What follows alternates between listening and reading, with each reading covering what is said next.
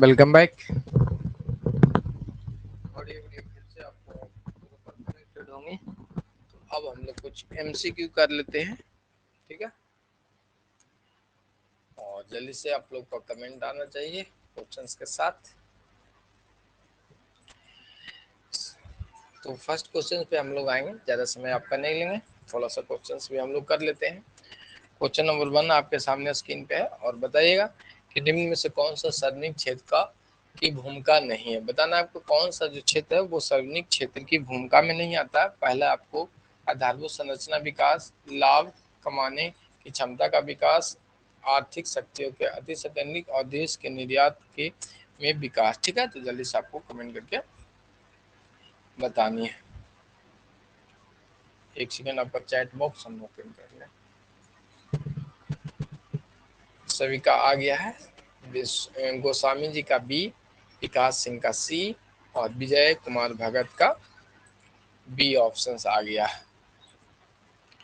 तो नॉर्मली जिनका जिनका बी है वो सही है। सी पे भी कुछ लोग जा रहे हैं, तो ध्यान देंगे ना। यहाँ पे पूछा है कि पब्लिक सेक्टर, क्या पब्लिक सेक्टर से अपने को पता है कि लाभ कमाने की क्षमता का विकास नहीं करते। नॉर्मली हम लोग सर्विस, जो पब्लिक सेक्टर से सरकारी है वो सर्विसेज आपको देती है, न्यूनतम फी के साथ आपको पेमेंट करना स्टार्ट करती है। आपकी जो सर्विसेज है वो देती है, ये आपको भी पता है। तो नॉर्मली बी ऑप्शन होगा कि लाभ कमाने की क्षमता का विकास ये नहीं करता है। निजी सेक्टर्स में होते हैं कि लाभ कमाने की क्षमता का विकास की जाती है। क्लियर है। और कल आईडीबीआई वर्ल्ड बैंक का जो था वो चैट बॉक्स में हमने दे रखा था, उसको एक बार देख लेते। यानी सभी वो चारों ऑप्शन उसका सही था कि सभी आपको वर्ल्ड बैंक का पार्ट था ही। ठीक है, तो उम्मीद करते हैं उसको आप लोगों ने रीड कर लिया होगा। आगे देखते हैं क्वेश्चन नंबर 2 देखते हैं। कर्मियों के प्रबंध हेतु मानव संसाधन की राजनीतिक पहल कौन सी है। तो बताइएगा कि बीच one of the static of HR incentive for the mining shortage. Meaning shortage है वो बताइएगा कि कर्मचारियों के प्रबंध हेतु मानव संसाधन का रणनीति का पहल कौन सी है। बाह्य स्रोतीकरण कार्य, घटना, कर्मचारियों का प्रशिक्षण, शेयर वेतन योजना अपनाना और आपको दूसरी कंपनियों के लिए उप संविदा देना होता है। तो जल्दी से कमेंट करके बताएंगे कौन सा ऑप्शन आपका सही हो जाएगा। तो कर्मियों की क्या कहते हैं, कर्मियों के प्रबंध हेतु मानव संसाधन की राजनीति का पहल है वो उसमें क्या है कि डायरेक्ट हम लोग क्या कहते हैं सीधी योगदान करवाते हैं। राजनीति के अंतर्गत मानव संसाधन को हम लोग क्या कहते हैं सीधी अपॉइंटमेंट कराते हैं। ठीक है, और वो भी है दूसरी कंपनियों के लिए हम लोग work as a another company के लिए सब्सट्रैक्ट्स के रूप में रखते हैं यदि ज्यादा हो जाने के बाद। तो डी ऑप्शन इसका राइट हो जाएंगे। ठीक है, आगे देखते हैं। क्वेश्चन नंबर 3 आपके सामने है। बताइएगा कि निम्न में से समन्वय की विशेषता क्या है। यानी कैरेक्टरिस्टिक्स ऑफ कोऑर्डिनेशन की बात कर रहे हैं। तो सतत प्रक्रिया है, सभी प्रबंधकों के उत्तरदायित्व है, या प्रबंध का सार है, और संगठन, इसमें संगठन के लक्ष्यों पर विचार की जाती है। वो लास्ट में ऑप्शन है, संगठन के लक्ष्यों पर विचार की जाती है तथा व्यक्ति लक्ष्यों का पर विचार नहीं की जाती है। समन्वय की बात करते हैं हम लोग, तो डी ऑप्शन गोस्वामी जी का सुन लीजिएगा। समन्वय का मतलब सभी को बीच को क्या है एकत्रित करके उनको एक रूप में समन्वय करना है, मतलब एक स्वरूप में चलाना है। तो उसमें हम लोग क्या करते हैं संगठन के लक्ष्यों को ध्यान में रखते हैं। किसको रखेंगे, संगठन के लक्ष्य को ध्यान में रखेंगे, और इसमें हम लोग व्यक्तिगत लक्ष्य को ध्यान में नहीं रखते। मोना जी का डी, राजेश विजय भगत का डी ऑप्शन है, ये हम लोगों ने पढ़ भी चुके हैं। आगे देखते हैं क्वेश्चन आपको नेक्स्ट है कि निम्नलिखित में से कौन सा कथन सही है वो आपको बताइएगा। ठीक है, थोड़ा सा जूम आउट कर लेते हैं ना, आपको अच्छे से दिखाई देगा। ठीक है, पहला है एकल स्वामी व्यवसाय के नियम के लिए अलग कोई प्रावधान नहीं है। यहाँ पे पूछा है कौन सा कथन सही है। एकल स्वामी व्यवसाय मालिकों को सीमित दायित्व होता है। और सेकंड आपको है कि सभी वयस्क सदस्य द्वारा संयुक्त परिवार का नियंत्रण की जाती है, वयस्क सदस्य द्वारा कंट्रोल की जाती है। संयुक्त हिंदू फैमिली व्यवसाय के सभी सदस्य का दायित्व असीमित होता है। तो आपको पूछा गया कि कौन सा सही है, तो वो बताना। अच्छा, बी कैसे हो गया जी। बी देखिए ना, यहाँ पे एकल स्वामी व्यवसाय मालिक का सीमित थोड़े ना दायित्व होता है, इसको तो अनलिमिटेड होता है ना। तो ए ऑप्शन देखेंगे, इनका कोई अलग से कानून आपको नहीं है। ए ऑप्शन सभी का सही है। तो क्लियर है, आगे बढ़े।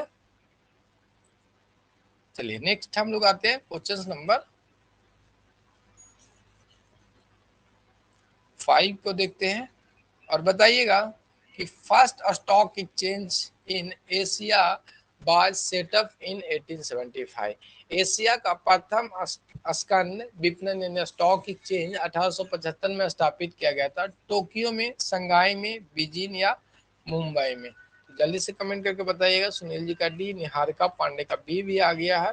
तो एशिया का प्रथम स्कंद विपणन, एशिया का प्रथम स्टॉक एक्सचेंज 1875 ईस्वी में स्थापित हुआ था बाय अपना मुंबई स्टॉक एक्सचेंज है, जो मुंबई में हुआ था, जिसको हम लोग बम्बई स्टॉक एक्सचेंज के नाम से जानते हैं। इसकी स्थापना 1875 में होता है। यह एशिया का सबसे पुराना है, एशिया में सबसे पुराना है बम्बई स्टॉक एक्सचेंज, बीएसबी जिसको हम लोग कहते हैं, ऐसे बीएसबी बीएसई रहता है, बम्बई स्टॉक एक्सचेंज, ठीक है। और यह जो विश्व में है वो इनका 10वां स्थान था, मैंने स्थापना की 10 में, 10 लिस्ट में आता है पुराने, सबसे पुराने में, ठीक है। लेकिन एशिया में सबसे फर्स्ट स्थान पे, एशिया की बात करते हैं तो प्रथम स्थान रखे हुए बम्बई स्टॉक एक्सचेंज। आगे देखते हैं क्वेश्चन नंबर 6 को देखेंगे। क्वेश्चन नंबर 6 आपके सामने है कि विश्व बैंक वास्तविक नाम क्या है? International bank, international bank of recognisation development, international bank for development, और आपको बताना है कि international bank for reconstruction and development.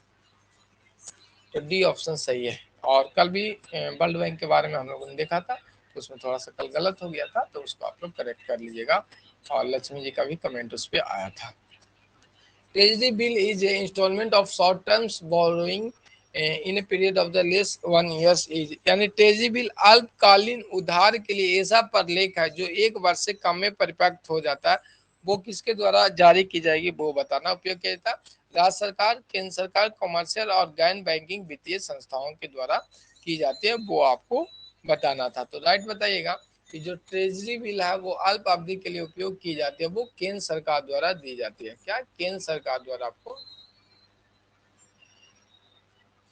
Treasury bill is instalment of short term borrowing measuring the period of less than the 1 year use for the central government. चलिए आगे देखते हैं, question number 8 पे आएंगे। पशुपालन उद्योग, पालन, मुर्गी पालन, मत्स्य पालन उद्योग किस प्रकार के उद्योग में आते हैं, ये आपको बताना है। निष्कर्ष उद्योग, द्वितीय उद्योग, जनिक उद्योग, प्रक्रिया उद्योग। तो जल्दी से कमेंट करके बताइए किस उद्योग के अंतर्गत आएगा, वो आपको बताना है।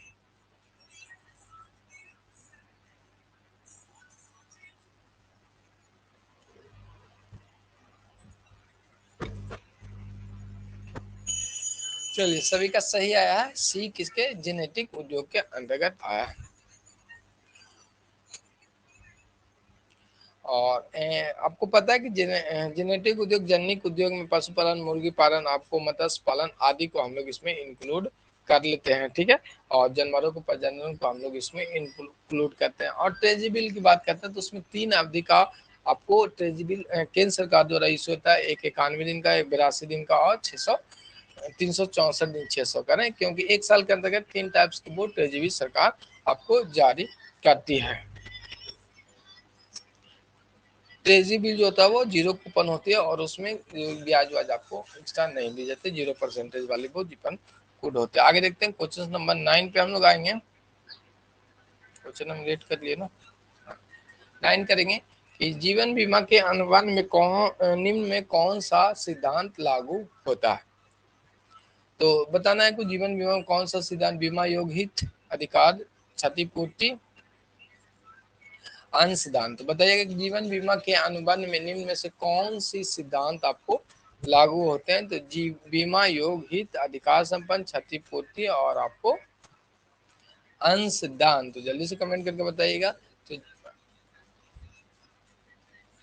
जीवन बीमा का जब अनुबंध करते हैं तो उसमें हम लोग क्या करते हैं कि बीमा योग हित देखते हैं कि जिस समय आप कर रहे हैं तो बीमा योग क्या है, आपका हित है। बीमा योग हित का सिद्धांत का अथवा जो बीमा धारक व्यक्ति हैं, जो आपको बीमा धारक यदि आप हैं, आपको कोई बीमा करने वाले एजेंट है, तो बीमाकृत अनुबंध के हित में जोड़ दिया जाता है। जीवन बीमा का अनुबंध लागू हो जाती है आपको, और अधिकार संपन्न क्षतिपूर्ति सिद्धांतों के 3 समान बीमा आपको लागू होता है। तो बीमा योग हित को आपको देखा जाता है। क्वेश्चन नंबर 10 पे हम लोग आएंगे।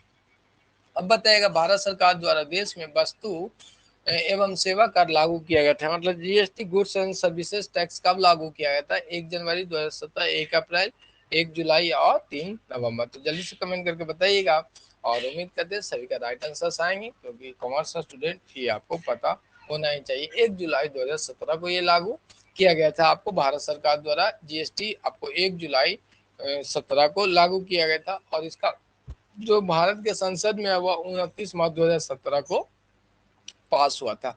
संसद की बात करते हैं तो 29 मार्च 2017 में ये पास हुआ था। और जीएसटी जो है वो आपको इनडायरेक्ट टैक्स है। क्या है?